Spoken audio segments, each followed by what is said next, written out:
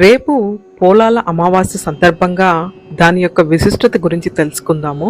స్త్రీలు తమ సౌభాగ్యం కోసం, తమ పిల్లల యోగక్షేమాల కోసం, తమ కుటుంబం కోసం వ్రతాలు ఆచరించడం మనకు అనాది నుంచి వస్తున్న ఆచారం. ఈ పోలాల అమావాస్య వ్రతం ప్రత్యేకంగా సంతాన సంరక్షణ కోసం నిర్దేశించబడినది.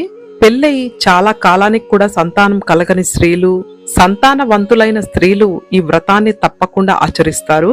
ఈ వ్రతాన్ని శ్రావణ శుద్ధ బహుళ అమావాస్య నాడు చేసుకుంటారు. పూజ చేసే చోటు గోమయంతో అలికి వరిపిండితో అందమైన ముగ్గులు వేసి ఒక కంద మొక్కను ఉంచి పసుపు కొమ్ము కట్టిన 4 తోరాలను అక్కడ ఉంచి ముందుగా వినాయకుణ్ణి పూజిస్తారు. ఆ తర్వాత ఆ కంద మొక్కలోని మంగళగౌరి దేవిని గాని, సంతాన లక్ష్మి దేవిని గాని ఆవాహనం చేసి షాడోపచారాలతో అర్చించి 9 పూర్ణం బూర్లు, గారెలు, 9 రకాల